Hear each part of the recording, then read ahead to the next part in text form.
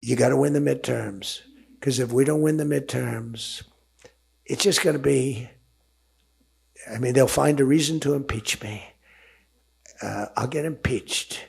We don't impeach them. You know why? Because they're meaner than we are. We should have impeached Joe Biden for 100 different things. So not only, of course, saying you should have impeached Joe Biden, is actually saying on there, they will impeach me again. And look, Will, that's something you've been talking about for a while, saying that seems to be what the playbook is, that they have been building the case, if you will, not even that they necessarily would need it, a case for impeachment. That's right. One, you know that they have lowered the bar for impeachment so drastically because of President Trump's first term. They impeached him once over what he called a perfect phone call. We know that story all too well. He was acquitted by the Senate, had a great legal team defending him in that first impeachment. As you may know, Jay Sekulow, chief counsel of the ACLJ, was there in the Senate defending the president of the United States in an impeachment trial. Then they tried a second impeachment after he was out of office to try and retroactively impeach him. That one failed as well and didn't even have the Chief Justice of the Supreme Court presiding over it because it wasn't the impeachment of a president. Very confusing, but they've been building towards this, and we know that if they get the majority in the House back, that they will try it again. Whether it be over National Guard deployments, whether it be over originally strikes on boats in the Caribbean, now over maybe an illegal incursion to arrest the president of Venezuela, as we saw just over the weekend.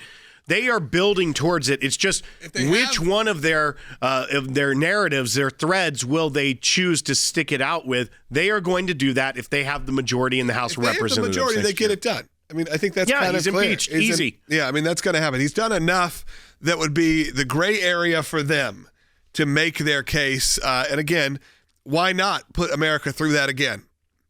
We saw how well it worked the last time. You still have to get to 60 votes to have someone removed from office. So it's not as if there would be an overwhelming victory in the Senate that could even get to a 60-vote majority for the left. More show. It would be, more once waste again, of taxpayer dollars, waste of time, trying to tarnish the legacy, etc. Yeah, just put everyone through another torturous experience. No thanks. I would much prefer that not to happen. And look, he is right that if the Democrats and the Republicans played by the same rules, there was plenty of things that could have happened during the Biden presidency. In fact, it was floated out there many times, and often it was shut down because the Republicans don't seem to play that game. The lowering the bar of, you can say whatever you want about the people in the House and the Senate, the Republicans and the Democrats, some of the ones that have been there forever, some of the ones that are new. They do play by a bit of different set of cards. And maybe that's why you've seen some frustration out of some of the younger ones that come through, because the older ones, specifically the older Republicans, kind of are maintaining the decorum, if you will, that has been at least in their lifetime. That's right. And whether or not that will hold going into the future. I don't think it will. Because here's the thing. Impeachment was always the ultimate political threat. Obviously, Bill Clinton was impeached, but before that, it was Andrew Johnson that was impeached. So it was a very long list of presidents that were not impeached.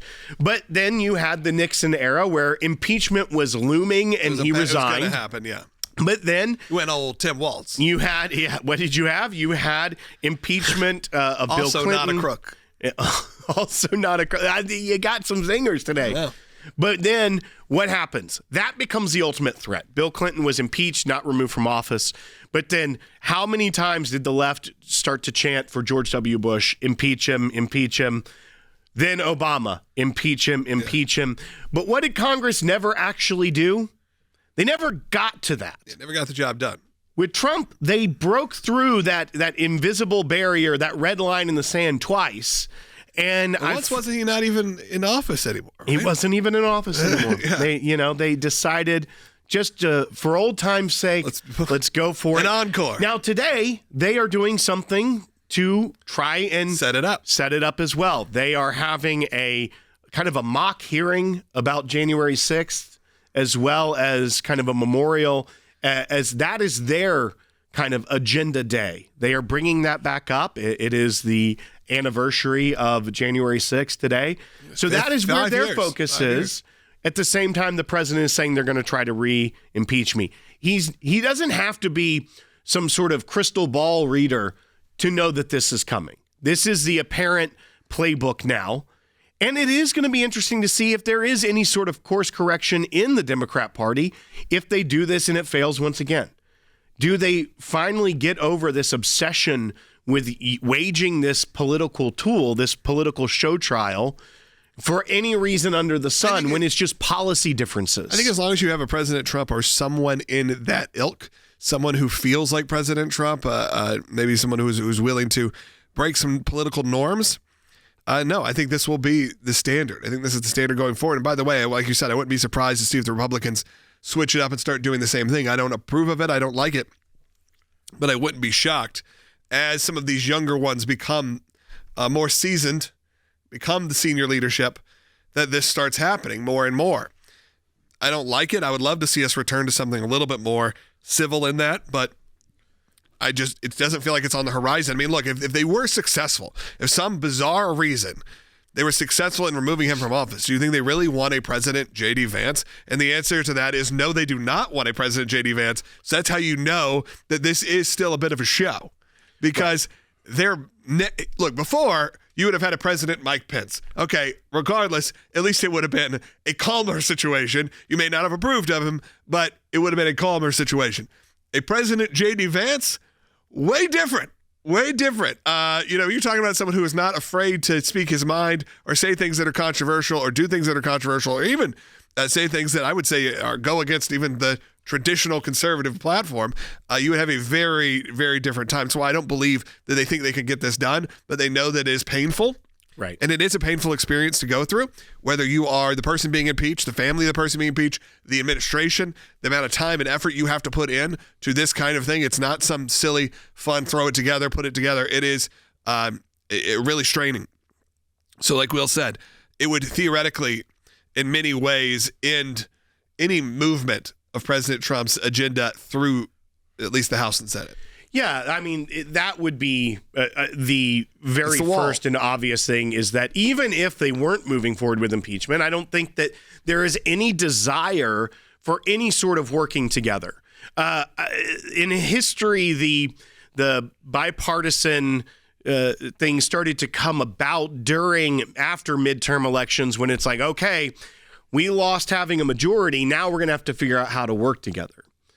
The world now is a place where, okay, we took back the majority of the House from the party of the president. Now we can just stonewall for 2 years. That is the world we live in now. The cost to the taxpayer, whether it be through show trials, impeachments over policy, or whether it just be shutting down effectively a moratorium on government for 2 years, that seems to be what our country is turned into when it comes to our Congress. And I think that's what we're going to see. I think it is always hard for the party that's the incumbent party to hold a midterm. We'll see. But even today, there were news unexpectedly. A congressman, 65 years old, out of California, Republican congressman, passed away suddenly. Yep. So that just sets back even further the Republicans' base that they have to work with as far as their majority. It gets a lot tougher going forward.